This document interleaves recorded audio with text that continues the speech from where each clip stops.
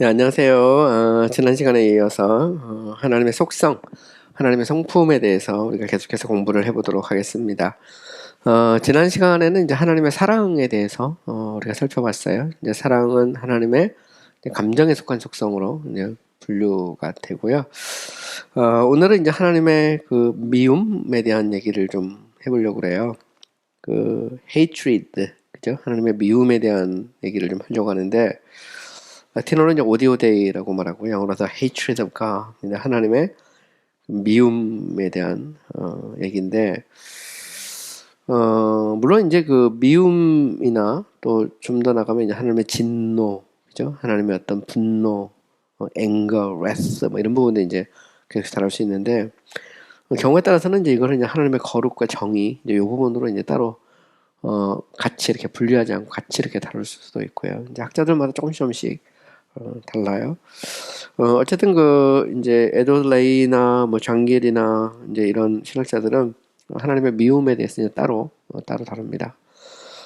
특별히 이제 이 미움이라는 것은 이제 사랑과 이게 반대되는 그런 성품, 속성으로 이제 이렇게 다루게 되는데요. 미움도 이제 하나님의 이제 감정에 속한 속성으로 보죠. 우리도 뭐 사랑이나 혹은 아니면 미움 뭐 이런 것들은 이제 어떤 감정에 속한 걸로 우리가 보통 보는데, 어차피 이 자체가 이제 일종의 유비론적이에요. 그래서 영적인 피조물로서의 어떤 인간 안에 지식도 있고 의지도 있고 감정도 있잖아요. 감정에는 사랑도 있고 미움도 있는 것처럼 이런 면에서 이제 사랑에 대해서 다루고 또 미움에 대해서 이렇게 다루게 되는 것이죠. 레이 같은 경우는 이제 미움을 이렇게 표현해요. 합리적인 피조물 안에서 만연하고 지배하는 악을 거절하고 승인하지 않으며 처벌하는 하나님의 의지의 행동, 이렇게 정의를 하죠. 리처드 백스터 같은 경우는 이제 그의 진노의 대상들을 향한 하나님의 두려움이나 끔찍함으로 이렇게 정의를 합니다. 그래서 이제 미움이라는 것은 이제 하나님의 어떤 거룩, 사랑, 이것과 이제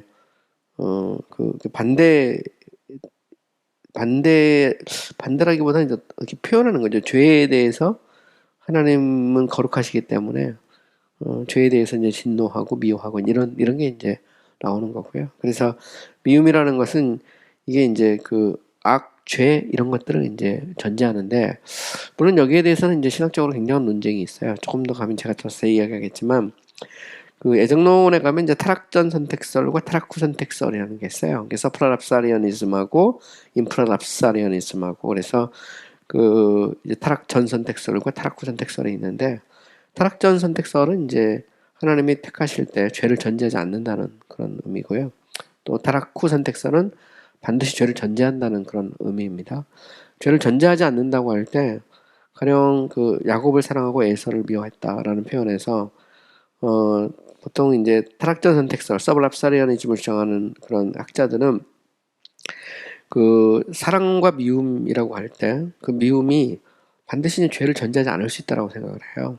그래서 하나님이 야곱을 사랑하고 에서를 미워할 때 거기에 죄를 전제하지 않고 하나님은 야곱을 사랑하고 에서를 미워했다, 이렇게 이제 해석을 하거든요. 그래서 그건 이제 조금 더 깊이 가면 이제 목적의 디크리와 수단의 디크리 이렇게 구분하고, 목적의 디크리에서는 죄를 전제할 필요가 없고, 그러나 수단의 디크리에서는 이제 죄를 전제한다, 이렇게 이제 구분하는데, 그거는 이제 제가 좀 더 자세히 나중에 얘기를 하기도 하고요. 어쨌든 이제 분명한 것은 뭐냐면, 이제 미움이라고 하는 것은 하나님이 악을 거절하고 승인하지 않고 처벌하시는 하나님의 의지의 행동이라는 거죠. 그래서 여기에 보면 이제 거절, 승인하지 않는 거, 그다음에 어떤 처벌 뭐 이런 것들이 이제 들어있는 거죠. 아퀴나스 같은 경우는 이제 미움을 하나님의 속성으로 보질 않았어요. 하지만 이제 종교개혁자들과 개혁주의 신학자들은 미움을 하나님의 속성으로 봤습니다. 특별히 이제 사랑과 이렇게 반대되는 속성으로, 그죠? 그래서 사랑이라는 것은 말 그대로 이제 사랑하기로 작정하는 거잖아요. 하나님의 뜻이 들어가는 거거든요. 근데 미움이라는 것은 사랑하지 않기로 한 겁니다. 그죠? 근데 여기에 이제 죄가 전제되느냐, 전제되지 않느냐, 이거는 이제 또 다른 그런 이슈고요. 또 이제 미워한다는 말이 꼭 죄를 전제해야 되느냐, 이제 이것도 이제 우리가 좀 생각을 해봐야 됩니다. 가령 예를 들어서 예수님께서 내 부모와 처자와 형제와 자매와 내 목숨까지 미워하지 않으면, 그죠? 나의 제자가 되지 못한다 할 때 그때 그 미움에는 죄가 전제되지 않거든요. 사실은 그 성경에서 미움이라는 게 반드시 죄를 전제하느냐 그렇게 보지 않았어요. 그래서 칼빈도 그렇고 그 이 정길 같은 경우도 그렇고 에드워드 레이도 그렇고 그 죄를 전제하지 않고 미움을 쓸 수 있다고 생각을 했거든요. 근데 이런 의미에서 보면 이제 신학적으로 이제 논쟁의 여지가 남아 있는 그런 부분이 속에 들어 있어요. 자, 저는 보면 하나님은 이제 모든 피조물을 선하게 창조하셨죠. 그죠? 그리고 죄가 전제되지 않는 한 이들을 사랑하시고 기뻐하시고 미워하지 않으시죠. 하나님은 제 이외에 어떤 것도 미워하지 않으십니다. 하나님의 미움은 하나님의 사랑만큼이나 무한하다는 것을 우리는 알 수 있어요. 그래서 하나님의 미움이라는 것은 결국 이제 뭘 전제하냐면 인간의 죄를 전제하고 죄에 대해서 하나님은 미워하지 않을 수 없는 것이죠. 왜냐하면 하나님은 거룩하시고 의로우신 하나님이시기 때문에 죄에 대해서 하나님은 미워할 수밖에 없는 것이죠. 그리고 이 하나님의 미움은 하나님의 사랑만큼 이제 무한하다는 것을 알 수 있어요. 그래서 우리가 천국과 지옥을 얘기할 때 천국이라는 것은 하나님의 사랑이 영원히 나타나는 것이죠. 반면에 지옥이라는 건 하나님의 미움이 영원히 나타나는 거예요. 그 미움이라는 것은 죄를 전제하는 거니까 하나님의 처벌하는 이걸 영어로 이제 punitive justice라고 그러는데 그 처벌하시는 하나님의 어떤 공의, 그죠? 하나님은 의로우신 재판장으로 처벌하지 않을 수 없죠. 죄에 대해서. 네, 여기 대해서 이제 당연히 이 사랑의 반대로 이제 미움이 들어있는 겁니다. 그러면 그 미움이라는 게 어떤 우리 안에 있는 것처럼 어떤 막 그런 증오하고 막 이런 거냐. 이것도 이제 좀 우리가 생각을 해봐야 돼요. 왜냐면 유비론적으로 얘기하는 거지, 우리가 누구를 막 미워하는 것과 하나님이 미워하는 것이 똑같냐. 그렇게 보기엔 좀 어려운 그런 측면이 있어요. 제가 그래서 이제 네 번째로 보면 미움은 사람들 안에 있는 것처럼 하나님 안에 있는 패션으로, 제가 이미 왓슨 이야기할 때 조금 얘기를 했었는데 또 두루신학에서도 좀 미리 다뤘어요. 패션으로 고려되지 말아야 된다는 겁니다. 그래서 이제 보통 우리가 이제 어펙션이라고 해서 감정이잖아요. 그러니까 미움이나 사랑이나 미움은 하나님의 감정에 속한 속성인데 어펙션과 패션을 구분해서 보통 많이 이야기를 하거든요. 그래서 이거를 이제 미움을 인간 안에 있는 어떤 패션처럼 하나님의 안에 있는 패션으로 보면 안 된다는 거죠. 물론 여기서 이제 패션이라는 것은 어떤 연약함, 또 어떤 불안정함 이런 걸 이제 전제로 할 때 말하는 거예요. 하나님은 순수하시고 활동하는 영이시죠. 이건 이미 하나님의 단순성에서 이미 얘기를 했어요. pure act라는 말을 보통 쓰는데 하나님은 pure act죠. 그죠? 하나님은 행동 그 자체입니다. 형상 그 자체, 영이신 하나님이죠. 하나님 만약에 진료나 잠재태를 가지게 되면 하나님은 피조물에 의해서 영향을 받고 제약을 받게 돼 있거든요. 정동신학에서는 그거는 있을 수가 없어요. 미움이라는 것도 마찬가지죠. 미움도 피조물에 의해서 하나님이 뭔가 이렇게 잠재태로 그것을 갖고 있으면 안 되는 거거든요. 이런 면에서 미움이라는 것도 하나님의 의지의 행위입니다. 완벽한 하나님의 의지의 행위예요. 그거를 이제 우리가 알아야 되는 거죠. 그래서 하나님은 순수하시고 활동하는 영이시며 유일한 행동자이시고 어떤 것에 대해서 고통을 느낄 수 없다. 이것도 이제 되게 중요한 그런 표현입니다. 서퍼링가 돼서 멀티먼 같은 경우 이제 고통받는 하나님에 대한 얘기를 계속 하거든요. 근데 전통적으로 신학에서는 하나님을 고통받는다 할 때 결핍으로서의 고통을 인정하지 않았어요. 하나님에 대해서 이야기할 때 하나님의 죄에 대해서 미워하죠. 분노하고 진노하지만 그것은 우리에게 있는 어떤 그런 고통으로서의 그런 미움이 아니라는 겁니다. 그래서 우리는 고통을 느끼잖아요. 누군가를 막 미워하거나 증오하면 우리는 그 속에서 패션으로서의 그죠? 어떤 고통을 느낍니다. 근데 하나님이 만약 그렇게 되면 하나님이 잠재태가 돼버리거든요. 완전하지가 않아요. 그런 면에서 뭔가 결핍을 의미할 수도 있고 이런 차원에서의 고통을 인정하지 않는 거예요. 정통신학에서는 보면.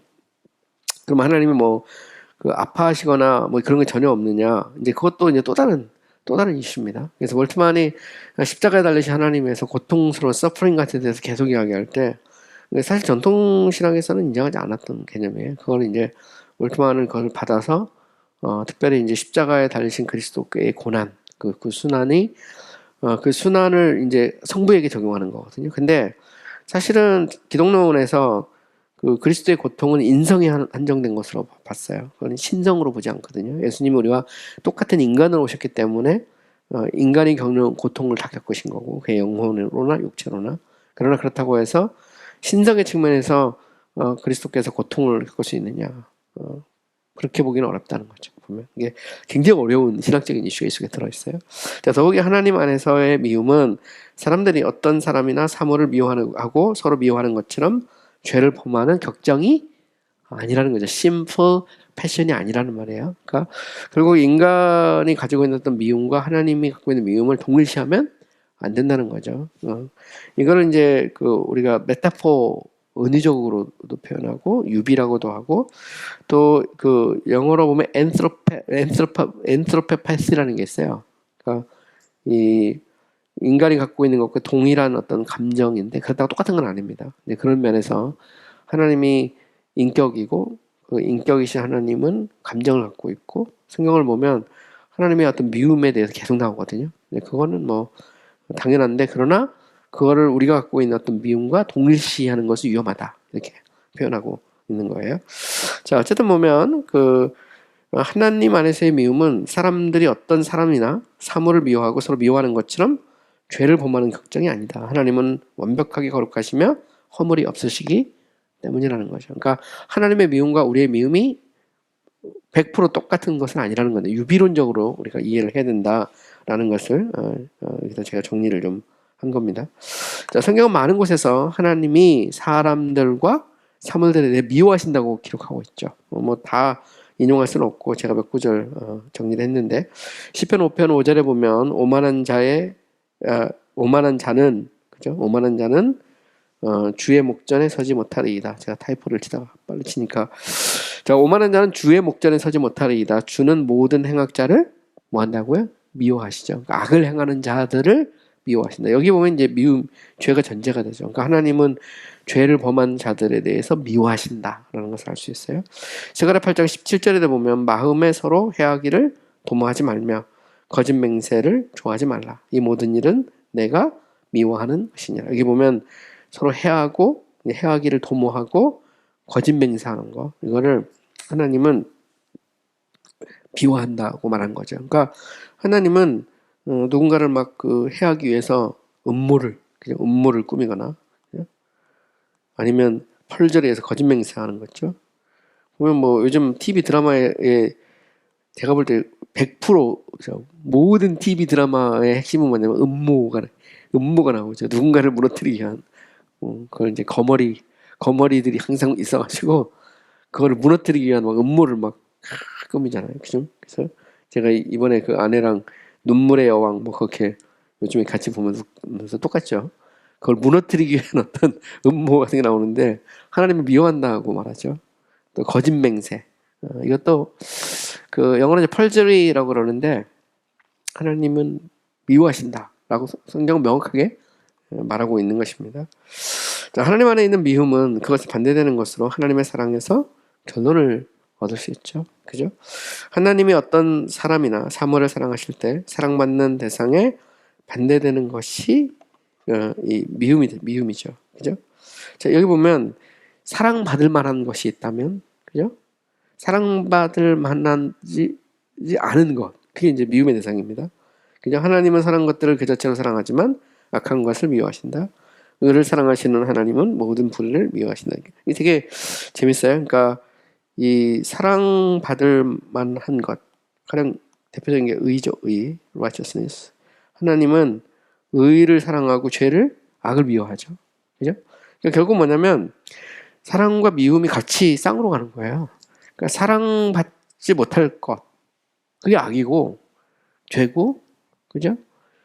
하나님 볼 때 혐오스러운 거죠. 그게 미움의 대상이 된다는 그런 식의 표현이죠. 그래서 하나님은 이 의와 반대가 이제 불의잖아요. 그러니까 불의를 미워하시는 거죠.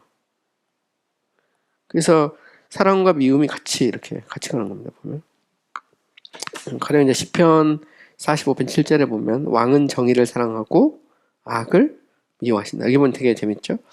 자, 하나님은 정의는 사랑받을 만한 거예요. 정의는 사랑하고 악은 미워하시죠. 그러니까 악이라는 것은 사랑할 만한 것이 못 돼요. 그러니까 죄는 아름다운 것이 못 되죠. 죄는 추한 것이거든요.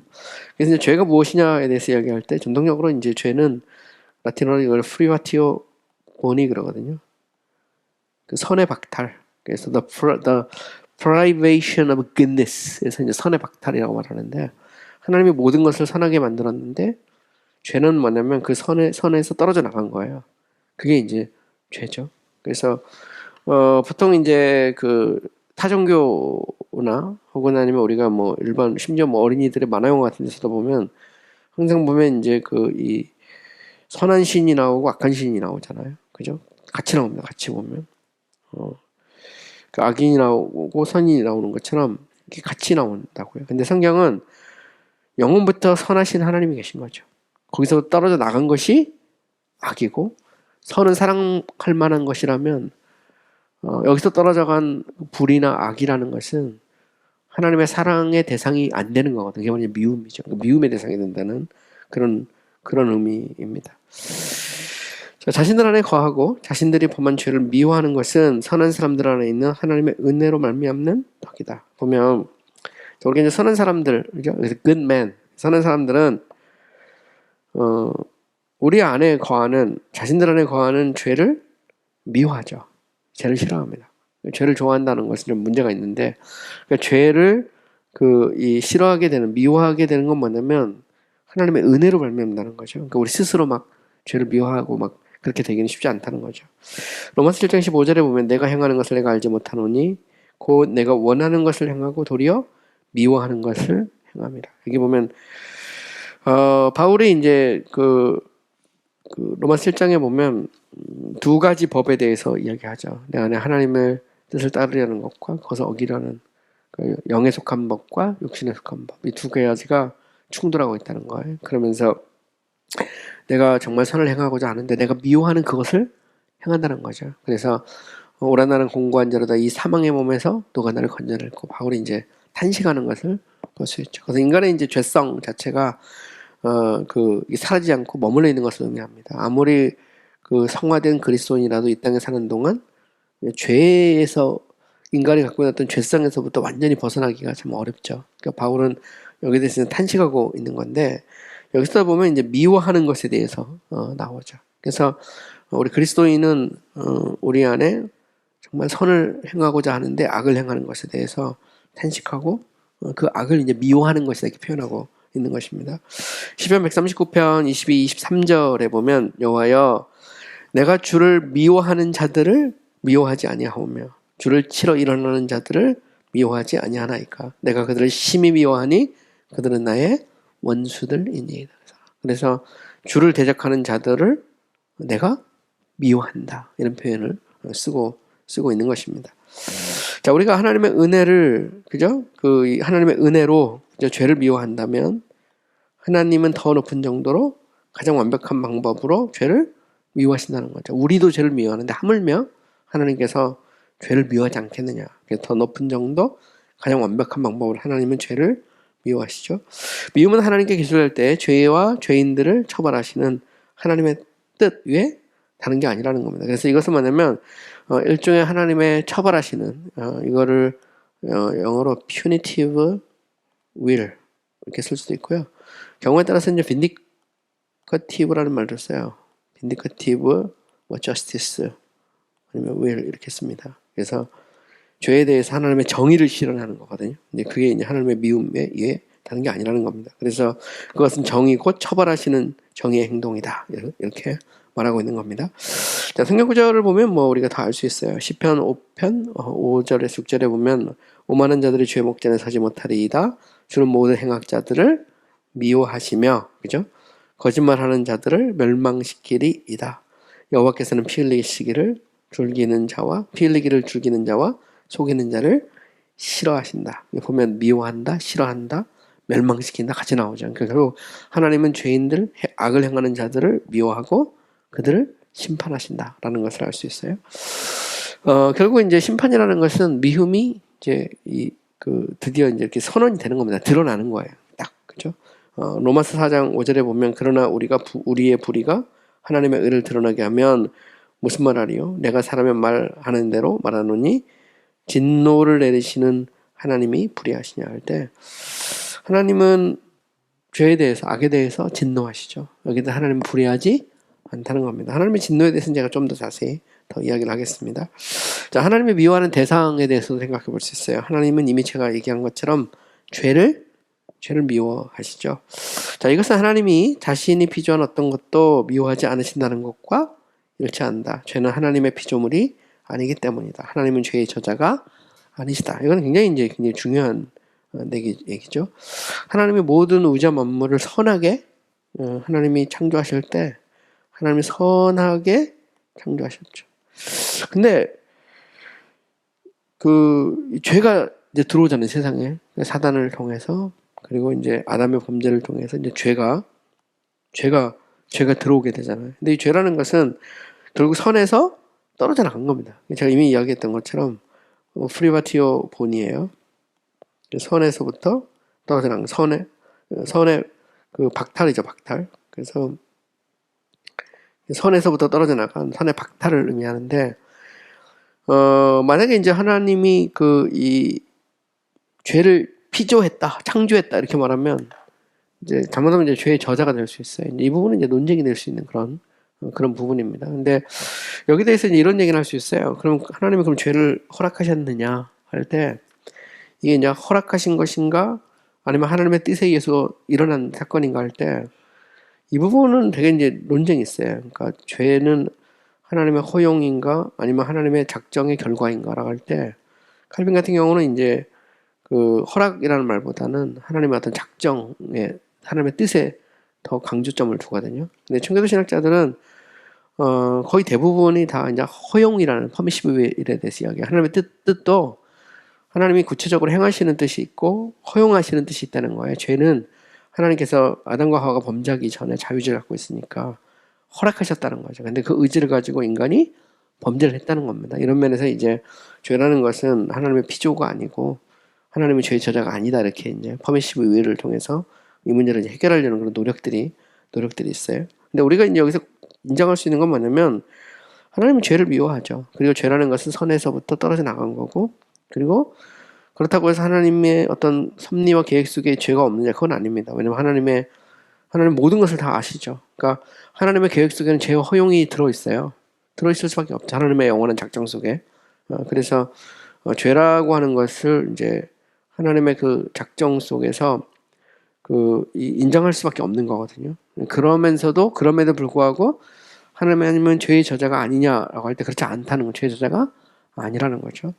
왜냐면 이런 질문을 우리가 종종 얘기해요. 아담에 대해서 이야기할 때, 하나님이 아담이 선악과를 따먹도록 작정하셨느냐, 그죠?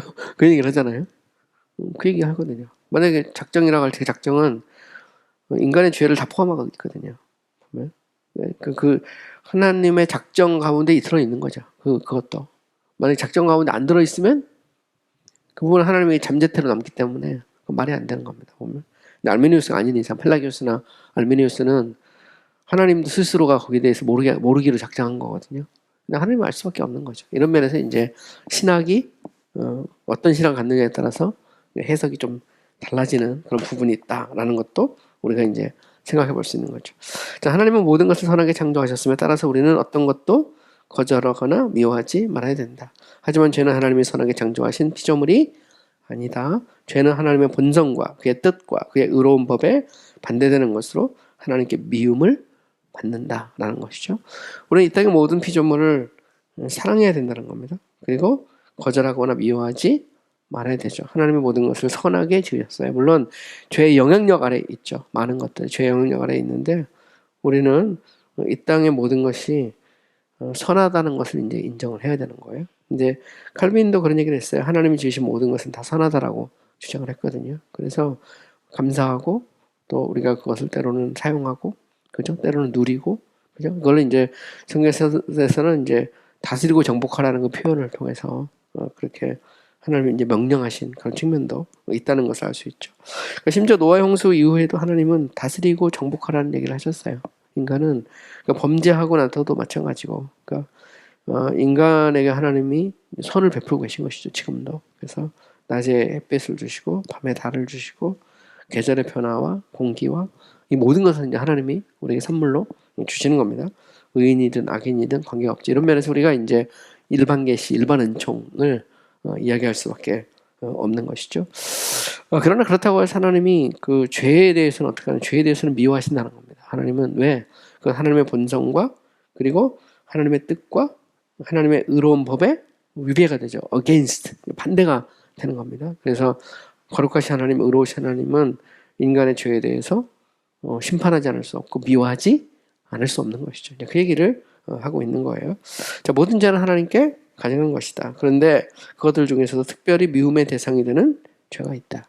특별히 이제 그 십계명 돌판에서 보면 이제 1계명부터 4계명까지 보통 대신계명이라고 하잖아요. 근데 이게 이제 그 특별히 이제 미움의 대상이 되죠.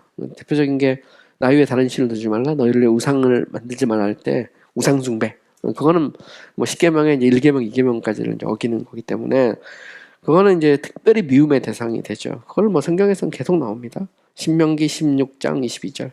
자기를 위하여 주상을 세우지 말라. 내 하나님 여호와께서 미워하시느니라. 하나님은 우상 숭배를 미워하죠. 왜 그럴까요? 우상 숭배는 하나님의 영광을 찬탈해서 우상에게 돌리는 거거든요. 그러니까 하나님께 돌려야 될 영광을 하나님께 돌리지 않고 빼앗는, 찬탈하는 그런 의미가 있어요. 자, 에베소 4장 44장 3에서 5절, 에레미야 44장 3에서 5절에 보면 이렇게 말하고 있죠. 이는 그들이 자기나 너희나 너희 조상들이 알지 못하는 다른 신들에게 나아가 분향하여 섬겨서 나의 노여움을 일으킨 악행으로 말미암음이라. 내가 나의 모든 종 선지자들을 너희에게 보내어 끊임없이 보내어 이르기를 너희는 내가 미워하는 이 가증한 일을 행하지 말라 하였으나 그들이 듣지 아니하며 귀를 기울이지 아니하고 다른 신들에게 여전히 분향하여 그들의 악을 돌이키지 아니하였으므로. 여기 보면 하나님이 우상 숭배를 미워한다라고 말하고 있죠. 그죠? 여기서 보면 내가 미워하는 이 가증한 일. 그러니까 우상을 섬기는 일을 하나님은 미워하시는 거예요. 그거에 대해서 이제 명확하게 지적을 하고 있죠. 그래서 하나님이 미워하시는 대상 중에서도 10계명의 1계명, 2계명에 해당되는 우상 숭배는 하나님이 가장 미워하시는 죄에 속하죠. 이미 이야기했던 건 거짓 맹세에 대해서도 하나님은 미워하세요. 그래서 스가랴 8장 17절에도 보면 마음에 서로 해하기를 도모하지 말며 거짓 맹세를 좋아하지 말라. 이 모든 일은 내가 뭐 하는 거라고요? 미워하는 것이다. 이렇게 말하죠. 모든 신실하지 못하고 위선적인 어떤 예배 행위에 대해서 하나님은 미워하신다라는 말씀을 하고 있죠. 이사야 1장 14, 15절에 보면 내 마음이 너의 월삭과 정한 절기를 싫어하나니 그것이 내게 무거운 짐이라 내가 지기에 곤비하였느니라. 너희가 손을 펼 때에 내가 내 눈을 너희에게 가리고 너희가 많이 기도할지라도 내가 듣지 아니하리니 이는 너의 손에 피가 가득함이라. 그러니까 하나님은 우리가 공의와 정의를 상실한 상태에서 하나님께 위선적으로 예배하는 것을 미워하신다. 이렇게 선언하고 있는 것이죠.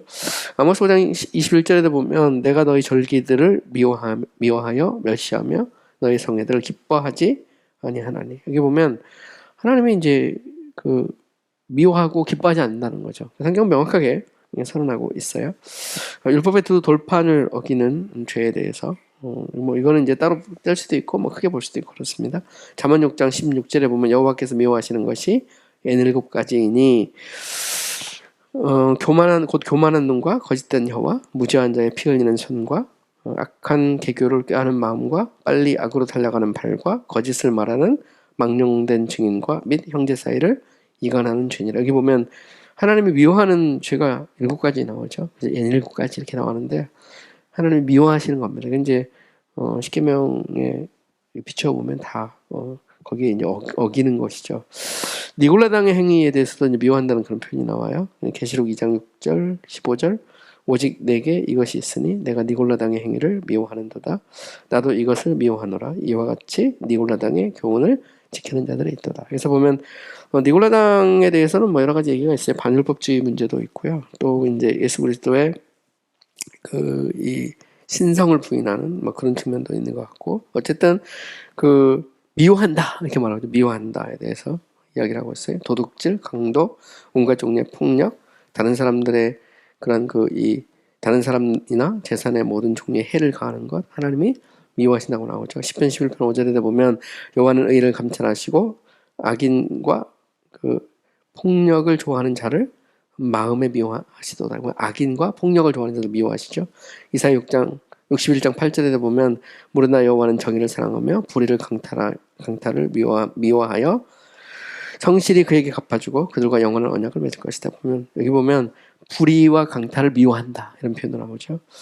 또 이웃을 해하고자 마음에 생각하는 모든 악한 것들 하나님이 미워하시죠. 스가랴 8장 17절에 보면 마음에 해하기를 도모하지 말며 거짓 맹세를 좋아하지 말라. 이 모든 일은 내가 미워하는 것이니라. 여호와의 말이니라. 이미 이제 살펴본 그런 말씀입니다. 어쨌든 보면 하나님이 죄를 미워하시죠. 그리고 구체적으로 죄에 대해서 특별히 더 미워하는 것도 있어요. 가령 우상숭배 같은 것에 대해서 하나님은 특별히 더 미워하신다라고 말하고 있죠.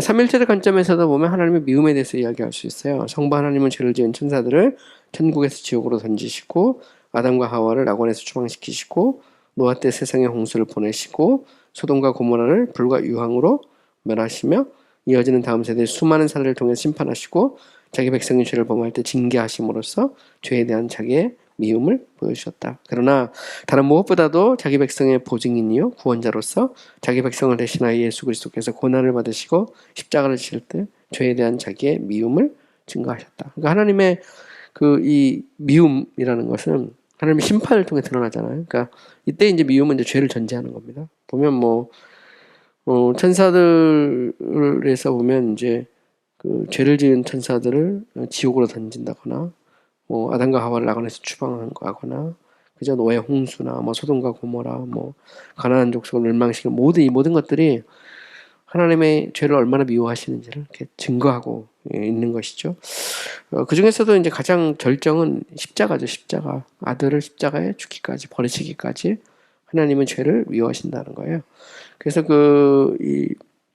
이제 우리 신학에서 하나님이 얼만큼 죄를 미워하시느냐를 이야기할 때 항상 예수 그리스도를 이야기를 해요. 그래서 예수 그리스도께서 십자가를 지실 때 그리스도 자신이 아버지 할 수만 있다면 이 자를 내게 멀게 하달라거나 엘리 라마 사박다니 그죠? 나의 하나님 어찌하여 나를 버리시나이까라고 말하셨다든가 이 모든 것이 이제 예수님의 거룩한 성품과 죄에 대한 미움 또 그리스도의 고난이 하나님의 어떤 진노와 하나님의 미움이 우리를 대신에 쏟아지는 거잖아요. 예수 그리스도께.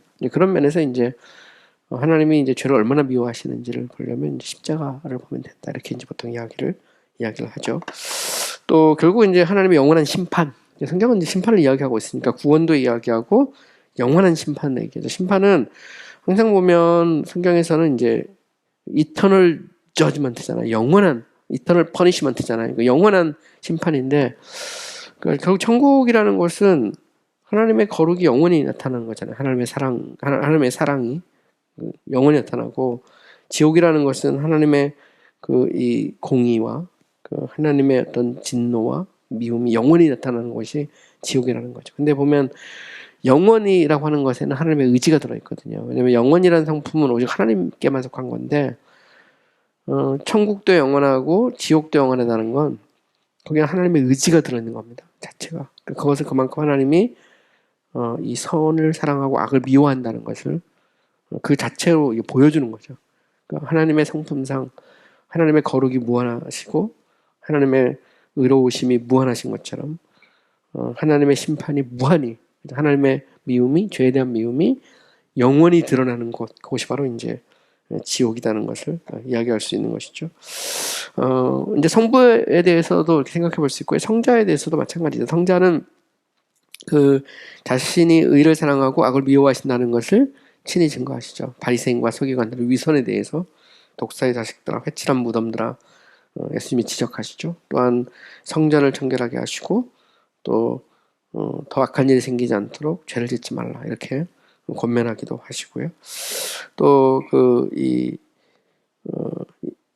어쨌든 이런 것들을 통해서 예수님은 자신이 죄를 얼마나 미워하시는지 드러내고 결국 궁극적으로 이제 십자가죠. 십자가를 통해서 죄에 대한 어떤 미움을 드러내고 있는 겁니다.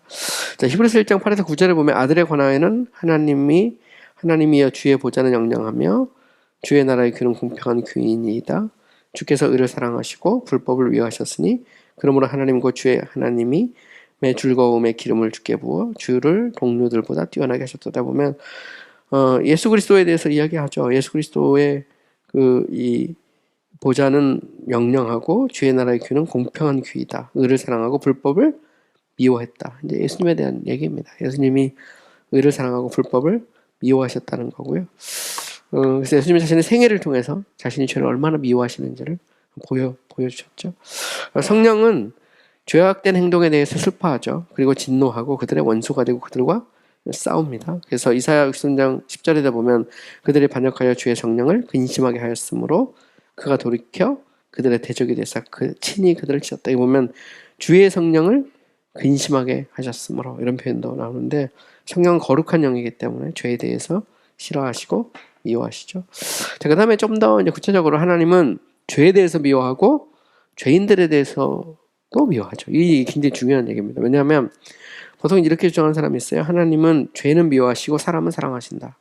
근데 그 죄와 사람을 과연 이렇게 구분할 수 있느냐? 이거는 이제 항상 논쟁이 되죠. 보면. 근데 성경을 보면 꼭 그렇지 않아요. 하나님은 죄도 미워하고 죄인들도 미워하죠. 그리고 노아의 홍수 사건이나 뭐 소돔과 고모라 사람이 다 죄로 말미암아 멸망을 당하는 거잖아요. 심판을 받는 거거든요. 영원한 심판도 죄만 심판받아야지 그게 아니고 인격체인 인간 자체가 영원히 하나님의 심판을 받잖아요. 그러니까 결국 하나님은 죄를 미워하실 뿐만 아니라 죄인들을 미워하신다라는 것을 우리는 성경을 통해서 어렵지 않게 알 수 있다는 거죠. 첫 번째로 하나님은 악을 행하는 자들을 미워하신다. 이건 뭐 이미 했던 말씀이죠. 10편 5편 5절에 보면 주는 모든 행악자들을 미워하신다. 여기 보면 행악자들 이렇게 돼 있죠. 그 사람들을 악을 행하는 자들을 미워하시죠. 그러니까 악 따로 있고 뭐 악을 행하는 사람 따로 있고 해서 악만 미워하고 사람을 안 미워한다는 건 말도 안 되는 얘기예요. 잘 따지고 보면 하나님의 사람들을 사람들로서가 아니라 죄인들로서 미워하시죠. 근데 사람이니까 사람 그 자체를 미워하는 건 아니죠. 죄인들일 때 미워하시는 거지 사람 자체로 하나님이 사람을 미워하는 것은 아니라는 거죠. 하지만 하나님은 죄를 지었거나 죄가 있는 모든 사람을 미워하지 않으신다. 이 말은 무슨 얘기냐면 자 그러면 하나님은 죄를 짓고 그리고 죄가 있는 모든 사람을 그냥 자동으로 다 일종 오토매틱하게 무조건 다 미워하시냐? 그건 아니라는 거예요. 그렇다면 모두가 미움을 받아야 되는데 하나님이 범죄한 이래로 모두가 아담 안에서 죄를 지었고 아무리 훌륭한 사람도 죄가 없는 사람은 없기 때문이다. 이 말은 무슨 얘기냐면 하나님은 죄를 지은 모든 사람을 다 미워하는 게 아니에요. 그 중에서 하나님이 영혼 속에서 사랑할 자를 택하시죠. 그러니까 하나님의 영원한 선택이 있는 거예요. 그러니까 죄를 지었다고 다 미워하셨느냐? 물론 죄를 전제하면 하나님의 미움의 대상이지만 하나님은 그들 중에서도 하나님이 이 자신의 사랑을 드러낼 사람들을 택하시고 그들에게 사랑을 베푸시고 이 사랑은 물론 이제 여러 가지 이제 제가 하나님의 사랑 얘기할 때 여러 가지 신학적인 견해들이 있어요. 논쟁도 많고 그래서 거기에 대해서 제가 정리를 한 적이 있는데 어쨌든 이제 분명한 것은 그렇습니다. 그러면 그러니까 하나님은 죄를 지은 인간을 무조건 오토매틱하게 다 미워하느냐 이제 여기에 대해서 이제 논쟁이 있을 수 있다는 거죠. 근데 어쨌든 분명한 것은 뭐냐면 아담이 범죄한 이래로 모든 인간은 다 죄에 있고 죄 아래에 있다고 선언하잖아요. 그래서 로마 3장 23절 모든 사람이 죄를 범하였으면 하나님의 영광에 이르지 못하더니 요한은 1서 1장 8절 만일 우리가 죄가 없다고 말하면 스스로 속이고 또 진리가 우리 속에 있지 아니할 것이요. 사실 하나님 앞에 서면 인간들은 그 누구도 하나님의 그런 이 시선에서 벗어날 수 있는 사람은 없고 또 모든 인간은 하나님 앞에서 나는 정말 흠도 없고 티도 없고 나는 의로운 자라고 이렇게 고백할 수 있는 사람은 사실은 없죠. 인간은 누구나 다 죄인이죠. 다 죄인인데 그러면 죄인이면 무조건 다 미움의 대상이냐? 그거는 조금 생각을 해봐야 된다는 겁니다. 물론 이제 죄가 전제되면 하나님은 미워하실 수밖에 없거든요. 근데 여기에는 하나님의 의지가 들어요. 이게 되게 중요한 게 뭐냐면 우리가 하나님의 성품을 얘기할 때 하나님의 지식 얘기하죠. 그 다음에 의지, 감정을 얘기해요. 사랑이나 미움이라는 것은 하나님의 의지에 속한 속성으로 보거든요. 전통적으로 보면 이것은 무슨 얘기냐면 하나님은 자신의 감정을 자신의 지식과 의지에 의해서 통제할 수 있다는 거죠. 이제 존 오웬이 했던 얘기인데 하나님은 사랑할 자를 사랑하고 미워할 자를 미워할 수 있다는 거예요. 죄를 전제할 수도 있고 안 할 수도 있어요. 경우에 따라서는. 근데 죄를 전제한다고 무조건 미움의 대상으로 삼지 않을 수도 있다는 거죠. 여기에는 하나님의 의지가 들어있어요. 보면. 근데 사랑도 그렇고 하나님의 거룩도 마찬가지죠. 하나님의 거룩도 감정에 속한 속성으로 보거든요. 물론 크게 보면 의지에 속한 속성이지만 이것은 하나님의 지식에 의해서 통제될 수 있다는 거죠. 지식과 의지에 의해서. 그러니까 여기에서 하나님의 경륜을 따라서 하나님은 죄를 지었어도 하나님은 선을 베풀 수도 있고 죄를 지어 뭐 그럴 수 있다는 거죠. 보면 좀 어려운 말인데. 근데 어쨌든 분명한 것 같습니다. 하나님은 지속적으로 죄를 범하는 자들은 미워하시죠. 그거는 뭐 명확한 사실이에요. 마태복음 7장 23절 그때 내가 그들에게 밝히 말하되 내가 너를 도무지 알지 못하니 불법을 행하는 자들아 내게서 떠나가라. 이게 보면 지속적으로 죄를 범하는 자들을 미워하시죠. 요한복음 8장 34절 예수께서 대답하시되 진실로 진실로 너에게 이르노니 죄를 범하는 자마다 죄의 종이다. 요한일서 3장 8, 9절 죄를 짓는 자마다 마귀에게 속하나니 마귀는 처음부터 범죄함이라 하나님의 아들들이 나타나신 것은 마귀의 일을 멸하려 하심이라 하나님께 난 자마다 죄를 짓지 아니하나니 이는 하나님의 씨가 그 속에 거함이요 그도 범죄하지 못하는 것은 하나님께로부터 났습니다. 어쨌든 보면 인간은 그렇습니다. 인간은 결국 모두가 다 하나님 앞에서 보면 죄인일 수밖에 없는 거죠. 그러니까 우리가 예수 그리스도의 보혈의 공로가 아니고 인간은 자신의 의의 행위로 스스로 의롭다 이렇게 주장할 수 있는 사람은 아무도 없는 겁니다. 그렇게 보면 다 하나님의 어떤 미움과 진노의 대상일 수밖에 없는 거죠. 근데 하나님께서 우리를 긍휼히 여기시고 불쌍히 여기시고 이제 하나님의 자비가 들어있는 겁니다. 자, 그 다음에 우리가 성경을 보면 하나님이 이게 굉장히 좀 논쟁이 될 만한 그런 주장인데 하나님이 죄를 짓기 전에 어떤 사람을 미워하셨다고 말하고 있다. 이것은 설명하기 어렵지만 하나님이 죄와 죄인들을 미워하신다는 것과 조화를 이룬다. 자, 보세요. 자, 말라기 1장 2, 3절에 보면 내가 야곱을 사랑하였고 에서는 미워했다.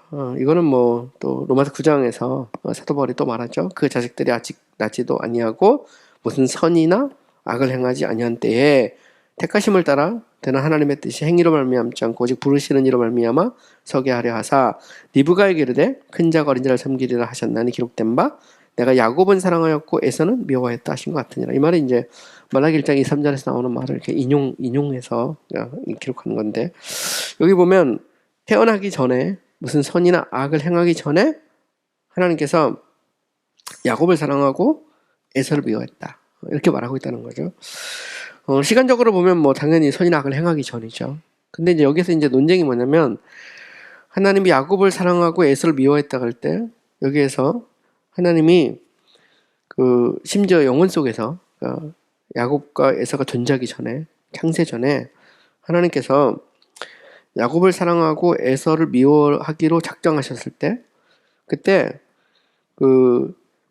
이 에서의 죄를 전제했느냐 이게 이제 문제예요. 이게 쉽게 말하면 하나님이 에서의 죄를 전제하고 에서를 미워하기로 작정했느냐 아니면 하나님께서 에서를 죄를 전제하지 않고 야곱을 사랑하고 에서를 미워하기로 하셨느냐 여기에 대해서 이제 신학적으로 이제 논쟁이 나와요. 그래서 타락 전 선택설 같은 경우는 에서의 죄를 전제하지 않고 목적의 작정으로 하나님께서 야곱을 사랑하고 에서를 미워했다는 겁니다. 이건 왜 이렇게 주장하냐면 미움이라는 것이 반드시 죄를 전제하지 않을 수 있다는 거예요. 미워한다는 말은 이게 이제 신학자들은 이제 미움이라고 할 때 미움을 적극적인 측면과 소극적인 측면으로 구별을 해요. 그러니까 이 미움도 이게 이제 소극적인 측면도 있고 적극적인 측면도 있다는 겁니다. 소극적인 측면은 뭐냐면 사랑의 대상으로 삼지 않았다는 거예요. 여기는 죄가 전제되지 않는다는 겁니다.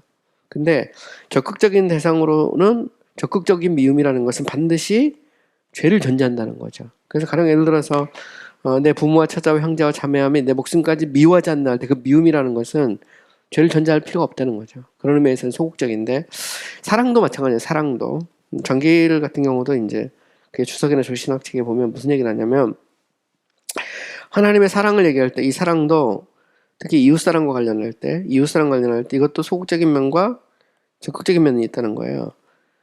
원수를 내 몸같이 사랑하라고 할 때 이 원수를 사랑하라는 것은 마치 내가 내 아내나 혹은 아니면 자식들을 사랑하는 것처럼 사랑하기가 어렵다는 겁니다. 정말 그렇게 사랑해야 된다는 거죠. 우리가 손양원 목사님의 그런 사랑의 원자탄처럼 자기 아들을 죽인 원수를 내 자식으로 삼을 만큼, 근데 그거는 되게 적극적인 측면의 사랑이죠. 소극적이라는 것은 어떤 의미냐면, 그러니까 미워하지는 않겠다. 쉽게 말해서 그 사람을 미워하거나 증오하지는 않고 원수 같지도 않고, 그러나 가까이 가지도 않겠다. 가시 곁에 가면 내가 상처받고 내가 힘드니까. 그러니까 사랑이라는 것도 이게 깊이 생각해 보면 적극적인 면도 있고 소극적인 면도 있다는 거예요. 적극적인 면이라는 건 정말 진짜 내가 가시에 찔리더라도 그를 데려다가 그 손양원 목사님처럼 사랑의 원자탄처럼 그렇게 하는 게 이제 적극적인 의미의 사랑이죠. 예수 그리스도의 사랑은 적극적인 의미의 사랑입니다. 그죠? 우리의 죄를 대신해서 죽기까지 사랑하는 거잖아요. 그러면 우리가 이웃을 내 몸과 같이 사랑하러 갈 때 그 사랑이라는 것을 구체적으로 우리가 실천할 때 그걸 어떻게 해야 되느냐. 저도 이 말씀을 갖고 되게 고민을 많이 한 적이 있거든요. 저도 뭐 살다 보니까 뭐 힘들게 한 사람도 있잖아요. 보면 쳐다보기도 싫고. 근데 제가 선택한 방법은 뭐냐면 원수 같지 않기로 내버려 두는 거예요. 거리를 두는 겁니다. 그죠? 가까이 있으면 너무 힘드니까 그냥 멀게 내버려 두는 거죠. 그리고 가끔 생각나면 기도 한 번씩 해주고. 아니면 내가 마치 아내나 자식을 사랑하는 것처럼 사랑해야 되느냐 할 때 정길은 그럴 수 없다는 거예요.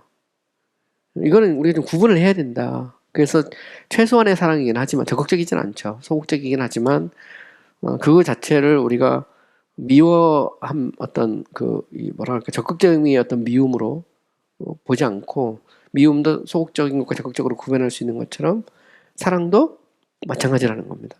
근데 이거는 이제 나중에 이제 작정의 순서로 갈 때 서프라나 인프라나를 구분할 때 이게 이제 굉장히 중요한 원칙이 되죠. 그래서 서프라납사리아니즘에서는 야곱을 사랑하고 에서를 미워했다고 할 때 목적의 디크리로, 목적을 하나님이 영혼 속에서 자기 백성을 택할 때 사랑의 대상으로 삼고 미움의 대상으로 삼을 때 꼭 죄를 전제하지 않아도 된다는 거예요. 하나님은 이 인류 중에 일부를 사랑의 대상으로 삼고 나머지를 사랑하지 않기로 하셨다는 겁니다. 그게 미움이라는 거예요. 소극적인 의미죠. 그런데 이것이 구체적으로 실행하는 이제 수단의 작정에서는 죄가 반드시 전제될 수밖에 없어요. 하나님은 죄를 허용한다는 거죠. 그래서 이때 미움은 소극적에서 적극적으로 바뀌는 거죠. 근데 야곱을 사랑하고 에서를 미워했다 할 때 꼭 이 미움에 어떤 하나님의 어떤 적극적인 그런 어떤 미움, 죄를 전제한 미움이 전제될 필요가 있느냐 할 때 그렇지 않아도 된다는 거예요. 이거는 칼빈도 그렇게 생각했고 정길이나 뭐 에드워드 레이나 많은 신학자들이 그렇게 생각을 했어요. 근데 물론 이걸 구별하지 않는 경우도 있습니다. 오웬 같은 경우는 처음에는 칼빈이나 뭐 이쪽 견해를 따랐거든요. 그래서 이 사랑과 미움이라고 할 때 꼭 죄를 전제하지 않을 수 있다. 소극적, 적극적으로 구분했는데 나중에 이제 오웬은 자기 생각을 바꿔요. 그래서 후기로 가면은 이제 오웬 같은 경우는 이 하나님의 사랑과 미움에는 반드시 죄가 전제된다는 거예요. 자체가. 그래서 사랑은 자비로 가고 미움이라는 것은 결국 하나님의 영원한 심판으로 갈 수밖에 없다라고 주장하거든요. 근데 여기에서 이제 죄를 전제하는 소위 타락후 선택설이라는 게 그겁니다. 인프라랍사리아니즘이라는 게 바로 그건데 오해는 서프라랍사리아니즘에다가 인프라랍사리아니즘으로 바꾸고요. 칼빈이나 뭐 장길 같은 경우, 에드워드 레이 같은 경우 서프라랍사리아니즘이거든요. 그래서 이 사랑과 미움에서 사랑도 소극적, 적극적, 그 다음에 미움도 소극적, 적극적으로 구분해서 설명하는 그런 경향이 있습니다. 근데 제가 볼 때는 뭐 나름 굉장히 설득력이 있어요. 제가 이제 그거를 이제 지금 설명한 건데 그런 내용들이 쭉 이렇게 전개가 되어 있습니다. 그래서 원래 이제 서프라라는 말은 원래 라틴어에서 이 서프라, 랍소스란 말은 타락이란 말이에요. 폴론, 타락이란 말이고요. 서프라는 뭐냐면 말 그대로 그냥 비포예요. 타락 전, 선택설. 그 죄를 전제하지 않고 하나님이 택한다 이 말입니다. 그다음 인프라라는 것은 애프터예요. 애프터. 그래서 랍사리아니즘에서 이건 타락 이후, 그죠? 애프터. 그래서 죄를 전제하고 타락을 전제하고, 그러니까 야곱을 사랑하고 에서를 미워할 때 타락이 죄가 전제되고 하나님이 미워하셨다 이런 말이고요. 이거는 이제 존 오웬 같은 경우가 후기 입장에서 그걸 선호해요. 그 이유는 뭐냐면 이제 당시 그 소시니안하고 이렇게 싸우다가 이 소시니안의 내 견해가 이 일종의 서프라납사리안적인 그런 견해거든요. 그쪽을 선호하다 보니까 나중에 여기에 대해서 이제 반감을 하면서 오행 같은 경우는 이제 죄의 심각성, 그러니까 하나님이 누구를 사랑하고 누구를 미워할 때 죄를 전제하지 않고 사랑하거나 미워한다는 것 자체는 이거를은 그 죄가 전제돼야 된다. 그래서 죄의 심각성과 그리스도의 사역의 어떤 구속의 가치를 강조하기 위해서 반드시 이제 죄를 전제하지. 이게 말하는 소위 말하는 이제 인프라납사리아니즘이에요. 침례교는 다 있어요. 서프라도 있고 인프라도 있는데 옛날에는 서프라가 확실히 많았고요. 나중에 가면 서서히 이제 인프라가 더 많습니다. 왜냐하면 죄를 전제하지 않고 누구를 사랑하고 미워한다고 하면 이게 너무 이게 스트릭하고 잘못하면 하나님이 죄의 저자가 될 수 있다 이런 식의 이제 그 비판을 계속 받았거든요. 이 부분에서 요즘에는 인프라가 더 많은데 저는 제 개인적으로는 그 오웬의 견해를 따르는 편이에요. 그래서 우리가 사랑과 미움을 구분할 수 있지만 그럼에도 불구하고 하나님께서 택하고 거부할 때 소위 선택과 유기의 문제에 있어서 하나님은 죄를 전제하신다라는 소위 인프라납사리아니즘 그 정도 선에서 제가 이제 서 있다고 보는데 어쨌든 이 문제는 굉장히 어려운 문제입니다. 뭐 서프라납사리안이라고 해서 뭐 틀린 것도 아니고 왜냐면 분명히 그런 요소가 있어요. 제가 말한 것처럼 사랑도 적극적이고 소극적인 면이 있고 미움이라고 하는 것도 소극적인 면과 적극적인 면이 있거든요. 그러니까 꼭 미움이라는 게 꼭 죄를 전제하는 건 아닙니다. 그냥 사랑하지 않기로 한 거예요. 내가 도저히 사랑할 수 없으니까. 그러니까 적극적으로 사랑이 안 되니까 소극적으로 사랑하기 선택하는 거. 그걸 이제 미움으로 본 거거든요. 그럼 소극적 차원에서 미움이라는 게 꼭 죄를 전제하냐 안 할 수도 있다는 겁니다. 여기에 대해서는 제가 그 하나님의 진노에 대한 얘기를 할 때 조금 더 이야기할 수 있는데요. 알미니우스까지만 얘기하고 마치죠. 그러니까 알미니우스는 하나님의 사랑과 미움과 관련돼서 알미니우스는 이제 하나님의 사랑을 자족의 사랑과 우정의 사랑으로 이렇게 구분해요. 자족의 사랑은 이제 삼일체 하나님 안에 있는 그 서로의 loving relationship을 말하는 거고요. 그다음 우정의 사랑이라는 것은 말 그대로 그 피조물을 향한 그 하나님의 사랑이거든요. 이거는 뭐 다른 정통주의 신학자들하고 차이가 없어요. 큰 차이가 없는데 그래서 이제 보통 이제 love of contentment하고 love of friendship하고 하나님은 완벽하게 서로 사랑의 관계가 있잖아요. 이걸 이제 이 자족의 사랑, 그래서 amor complacentia라고 표현하고요. 이제 우정의 사랑하는 것은 amor amicitia에서 피조물과의 관계 속에서 하나님이 자신의 사랑을 나타내죠. 그러면 이제 여기서 보면 이제 피조물과의 관계 속에서 이게 이제 뭐가 문제냐면 인간의 죄가 딱 전제될 때, 인간의 죄가 전제될 때 여기서 이제 불의라는 거 있잖아요. 그러니까 unrighteousness. 그러니까 결국 인간의 불의는 하나님의 미움을 일으킨다는 겁니다. 그죠? 그래서 하나님의 미움은 1차적인 대상으로 불의를, 그리고 2차적인 대상은 결국 하나님의 미움으로 말미암아 하나님과 분리된 어떤 비참함. 그래서 미저리. 그죠? 그래서 첫 번째는 unrighteousness고요. 두 번째는 이제 비참함이에요. 그래서 여기서 미저리인데, 그래서 결국은 이제 우리가 하나님의 사랑, 미움이라고 할 때 알미니우스는 반드시 불의를 전제합니다. 근데 이 부분에서 오웬 같은 경우가 왜 서프라였다가 인프라로 바뀌었냐면 알미니우스하고 싸우다가 처음에는 오웬이 원래 처음 왜 알미니우스하고 싸우는 글을 많이 썼거든요. 그때 보면 오웬이 알미니우스는 반드시 불의를, 그러니까 죄를 전제로 해요. 인프라납사리안적인 그런 포지션을 갖고 있거든요. 그래서 거기에 대해서 비판하면서 서프라를 택했다가 나중에 소시니안하고 싸우다가 나중에 다시 인프라로 돌이키는 게 이제 오웬의 포지션인데, 어쨌든 보면 이 알미니우스 같은 경우는 불의를 전제하고 이 불의의 결과로서의 어떤 비참함을 얘기해요. 근데 문제는 뭐냐면 이 사랑에 있어서 알미니우스가 생각하는 이 사랑은 보편적 사랑이에요. 이 사랑은 모두를 향해 나가요. 보편적으로 나가는데 죄가 전제될 때 이 사랑이 꺾여요. 무슨 얘기인지 아세요? 선택에 있어서 보편성으로 가는 경향이 있어요, 알미니우스는. 근데 이게 중세 후기의 스콜라주의 신학에서 이게 이제 중세 후기로 갈수록 이제 펠라기안주의가 되거든요. 세마이 펠라기안이라고 표현하기도 하고. 그래서 약간 뭐라 할까, 인간의 어떤 자유지나 이런 걸 강조하고 또 하나님의 어떤 절대성, 주권이나 초월성보다는 이 인간의 자유에 의해서 하나님의 어떤 제약 이런 쪽에 이제 주장하는 사람들이 조금씩 막 나타나거든요. 근데 알메니우스는 그 영향을 많이 받은 사람이에요. 그래서 가령 예를 들어 수아레츠나 몰리나 같은 사람들의 영향을 받아서 알메니우스는 이제 하나님의 사랑에 있어서는 이 보편적, 하나님은 누구나 다 구원받기 원하고 하나님은 다 사랑하거든요. 근데 문제는 뭐냐면 그 사랑을 인간이 안 받아들였을 때 그때 하나님은 자기 사랑을 꺾을 수밖에 없잖아요. 그런 면에서 하나님의 미움이라고 하는 것 자체가 인간의 죄를 전제하기 때문에 이 부분에서 인간의 의지에 대한 그 뭐라 할까요? 그 하나님 스스로가 결정하지 않는 부분이 나와요. 지식에 있어서 소위 스켄테 미디아가 나오고요. 의지에 있어서 하나님의 그 조건적 의지를 얘기하거든요. 그래서 인간에 의해서 하나님이 자신의 뜻을 조건화시켜요. 그러면 미움에 있어서도 마찬가지예요. 하나님의 미움도 불의를 전제하잖아요. 그러면 이 사람이 죄를 지을지 안 지을지 하나님도 결정을 안 해놓고 있는 거예요. 그래서 하나님의 사랑의 보편성과 인간의 선택의 자유성이 같이 나가 이렇게. 그런 측면에 있어요. 미움에 있어서도. 근데 이 부분에 있어서 이 오웬 같은 경우가 왜 이걸 서프라로 갔냐면 처음에 그 이유가 뭐냐면 인간의 죄를 전제하지 않아도 얼마든지 하나님은 자신의 주권으로 얼마든지 사랑할 자를 사랑하고 미워할 자를 미워할 수 있다는 겁니다. 보면 서프라에서. 근데 알메니우스는 그게 아니라는 거예요. 죄가 전제되지 않으면 하나님의 사랑은 미움을 안 바뀌어요. 절대로.